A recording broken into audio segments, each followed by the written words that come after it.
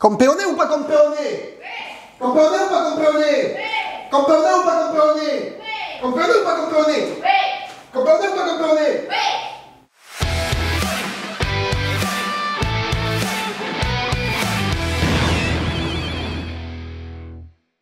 Le Real Madrid est champion d'Espagne. Oui, c'est pas une vidéo du Real de base. Mais le Barça, par sa défaite, grosse défaite, contre Girone, à l'extérieur, donc à Girone, se voit perdre son duel de Catalogne, de représentant de la Catalogne de cette saison, et se voit être 3e. Girone, par sa victoire, offre la Liga au Real Madrid, et de l'autre côté, prend sa 2e place et s'assure un billet en Ligue des Champions. La journée commence bien! Les amis, bonjour, j'espère que vous allez bien, que tout se passe pour le mieux pour vous, les gars. C'est un début d'après-midi exceptionnel. Pour moi, début d'après-midi, parce que là, je suis pas en France temporairement, vous le savez. Et c'est exceptionnel ce que j'ai vu entre ce matin et maintenant, avec la victoire du Real et le match du Barça contre Girone qui devait clouer d'une certaine manière ce duel catalan et soit assurer dès maintenant le titre de champion d'Espagne pour le Real qui gagne son championnat à 4 journées de la fin, ou 3, je sais plus. Et bref, j'ai envie de dire, je vais pas dire une déculottée, je vais pas dire une tarte. Une tarte, si. C'est un peu une claque ce que s'est mangé le Barça, même si, il mène au score il mène au score à la fin de la première mi-temps. C'est là le truc de fou. Le Barça, qui met le premier but dans le match. Christensen, très beau but. Contrôle, frappe. Bon, il n'y a pas beaucoup de Barcelonais, les gars, là, qui regardent la vidéo, donc je sais même pas si je dois parler de leur match, en vrai. Ou si je dois fêter la victoire du Real. S'il y a des Barcelonais honnêtes, et vraiment qui ont suivi jusqu'au bout, les gars, moi, je vous dis bravo à vous. Voilà, ceux qui m'ont suivi et tout. Vraiment, vous êtes des gens qui, même dans la défaite, vous êtes présents. Parce qu'il y a des gens dans la défaite, bon, tu les vois plus. Chacun fait ce qu'il veut, en vrai. En vrai, chacun fait ce qu'il veut.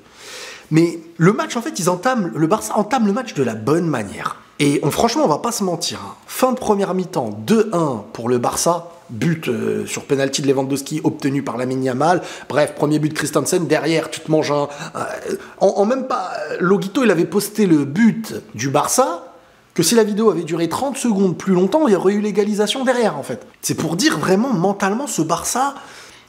En fait, il y a un problème. Je veux dire, ils ont des joueurs. On ne pourra pas dire, ils n'ont pas de joueurs. Ils ont des joueurs. Mais il y a un problème je sais pas comment l'expliquer, quoi. Tu mènes 1-0 dans un match face à une équipe, tu sais qu'elle est costaud. Comment, d'un coup, tu perds la concentration qui te mène directement à l'enchaînement. Après, moi, il y a plein de problèmes aussi. Des joueurs qui jouent pas à leur poste. Koundé, ce n'est pas un arrière droit, les gars. Il peut faire des bons matchs des fois et tout. Quand t'as la supériorité, t'as le ballon, Mais globalement, dans le duel face à des mecs qui sont à leur poste et qui sont forts, il va avoir du mal. Et il n'y a pas les références de ce poste-là.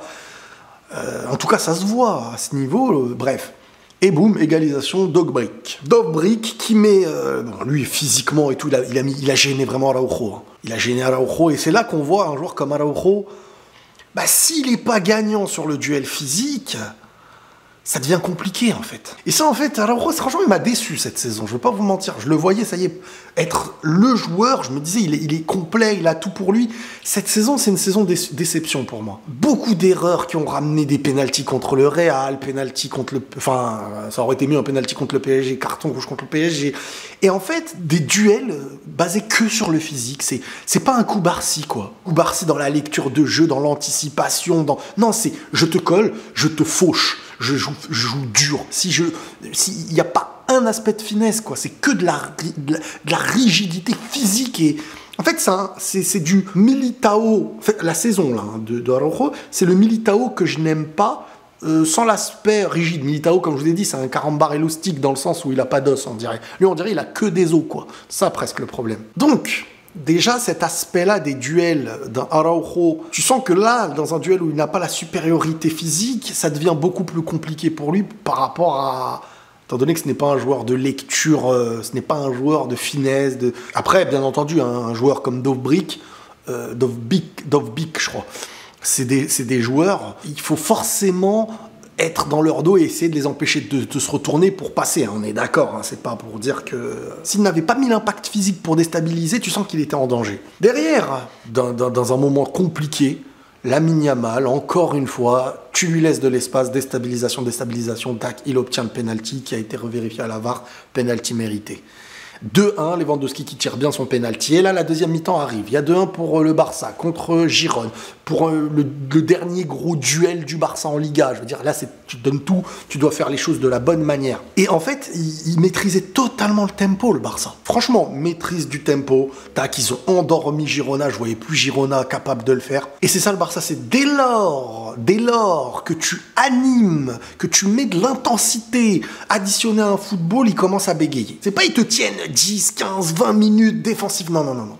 Ça y est, l'équipe en 2 secondes, elle est capable de les tuer. Et là, il y a un coaching gagnant de la part de Girona. Ce coaching gagnant avec Porto. Les gars, l'entrée de Porto... Attends, je vais vous lire. Porto, 65e minute, il rentre en jeu. 65e minute, il marque. 67e minute, il est passeur. 75e minute, double buteur. Et le 12... Le double buteur, le dernier but qu'il met, le but du 4-2... c'est dans les écoles de foot. Je veux dire, c'est à l'image de leur saison, Girona. Moi, je trouve qu'il y a un mérite total. Et dès lors qu'ils ont égalisé, juste après, ils marquent ce but du 3-2. Et ça y est, en fait, tu sens que le Barça, ça y est, il coule. Barça, dès lors qu'ils sont dans un bateau, ils arrivent à conduire quand la marée... quand la mer est tranquille, quand il n'y a pas de vagues. Dès qu'il y a des vagues, ils coulent tous. On dirait qu'il y a des trous qui apparaissent dans tout le bateau, boum, ils coulent, ils n'ont pas de bouée. C'est une dinguerie. C'est une dinguerie. Mais ça, c'est des failles qui n'arrivent pas à être résolues. Parce que, comme je vous dis, de toute manière, on va pas se mentir. Barça, franchement, ils sont revenus en Liga et tout, machin. Bon, il y a eu beaucoup de moments de difficulté. Mais Girona mérite sa deuxième place. Et je vous avais même dit, à un moment donné dans la Liga, hein, que s'ils étaient premiers, moi, je les aurais applaudis aussi. Parce que déjà, le temps qu'ils ont fait à rester premiers, pour derrière se retrouver, certes deuxième derrière un Real qui, cette année, a performé de ouf, n'a fait qu'une défaite. Ils ont battu aller-retour le Barça, ils ont battu aller-retour Girona, aucune défaite, si ce n'est contre l'Atlético. De dire, bon, ok, tu leur donnes la Liga, vamos. Mais, derrière Girona, ils méritent d'être deuxième. Au vu de leur saison de malade. Franchement, la saison qu'ils font, elle est incroyable. Le football... C'est le meilleur football que j'ai vu de Liga, en fait. Le football le plus séduisant. Pour moi, ça a été plus séduisant que le Real, c'est l'expérience. C'est le très haut niveau. C'est préparé pour la gagner. Mais Girona, c'est jouer. Et ils ont joué en gagnant. Donc, c'est le football qui m'a fait le plus... que j'ai trouvé le plus beau à voir. Maintenant, c'était pas toujours plus cohérent, parce qu'après, il y a le très haut niveau, il y a la gestion, etc. Eux, ils sont pas dans la gestion. Hein. Eux, nous, on est là pour jouer, attaquer, bref, coaching gagnant. Avec les 2 entrées en jeu et l'animation qui a changé, c'est incroyable comment ils ont explosé d'un coup comme une dynamite sur la fin de match, et le Barça qui a sombré totalement, mais presque à l'image de la saison, j'ai envie de dire. Contre Paris, ils font ce qu'il faut. Et boum, un truc arrive et ça y est, c'est sombré. Contre le Real, dans les dernières minutes, les 2 matchs aller-retour, ils ont sombré. Là, contre Girona, ils perdent l'aller, ils perdent le retour. Contre le Real, ils perdent l'aller, ils perdent le retour. C'est mérité, c'est mérité. Mais maintenant, le problème, moi, c'est que je me mets dans la tête du Barça. Moi, je vous l'ai dit, Xavi, est-ce qu'on peut lui laisser une dernière chance? Moi, ça me gêne pas. Maintenant, moi, je me mets quand même dans la place du Barça. T'es dans une saison où... Moi, je vois au Real comment ça se passe. Quand tu fais une saison catastrophe, des fois, sur la fin, t'es un peu content parce que tu te dis, ok, mais au moins, tu sais qu'il va y avoir du changement. Ça va sauter, ça. Le coach, il y aura un nouveau. Il y aura machin. Ça va mettre le budget. Ça va... Mais là, au Barça, je crois que Ferran Torres va prolonger. Roberto va prolonger. Roberto, la passe qu'il met à l'adversaire. Oh, c'est du Modric, mais pour l'équipe adverse. Et donc, je vous disais... Le supporter du Barça, là, il a de quoi péter les plombs, parce qu'il se dit, on nous promet quoi pour l'année prochaine? Xavi reste. Bon, ça, je veux dire, je sais pas. Moi, j'ai toujours eu du mal avec l'analyse d'un coach. Une année, il peut être exceptionnel, une année, il peut être moins bon. Est-ce qu'il faut le virer? Est-ce qu'il faut pas le virer? Est-ce qu'il a perdu son vestiaire ou pas? Moi, c'est surtout, est-ce qu'un coach perd son vestiaire? S'il a pas perdu son vestiaire, et il peut construire des choses, s'il a un budget, s'il a... Mais peu importe ça, je ne sais pas. Je vais pas vous mentir, je ne sais pas. Est-ce qu'il faut garder Xavi ou pas? Je ne sais pas.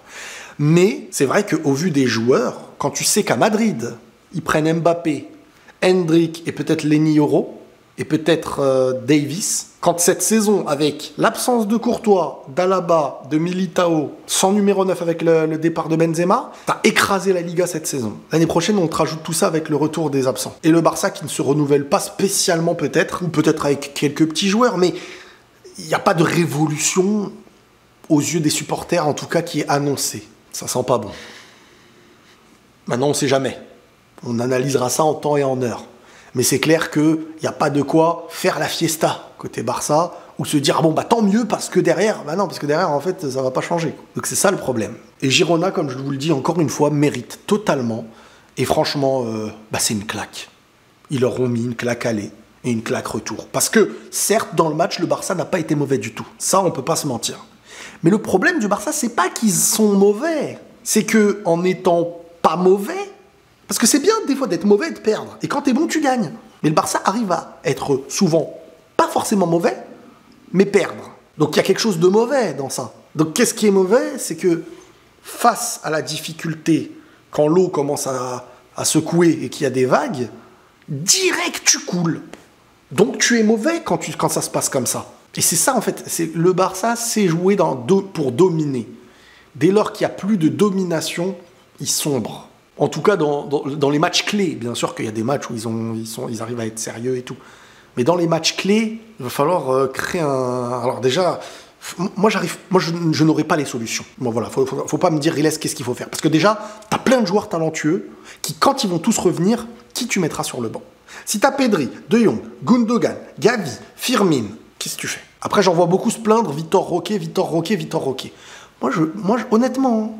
Moi, je pense que Vitor Roque n'est pas encore en capacité de créer, d'être celui qui te ramène les points, d'être celui qui déstabilise. C'est un joueur que tu dois laisser le temps. Après, vous allez l'insulter de tous les noms dès qu'il rate, parce qu'en fait, t'es dans une phase de crise, de difficulté, et si lui ne fait pas la différence, on va dire bah, il fait n'importe quoi, alors que lui, il faut l'instaurer pour le faire grandir normalement. Dès Lamine Yamal, il n'en a pas 1000. Hein. Est-ce qu'il y en a deux actuellement, tu ne sais pas encore.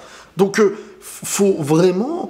instaurer les jeunes autant de temps de jeu, c'est peut-être parce qu'ils n'apportent pas encore de quoi, dans les derniers matchs d'un championnat, faire les différences qui vont te faire gagner des points. Surtout que tu es dans un poste où bah, tu as Lewandowski. Lewandowski peut marquer à n'importe quel moment. Donc si tu ne le mets pas, tu mets lui à sa place.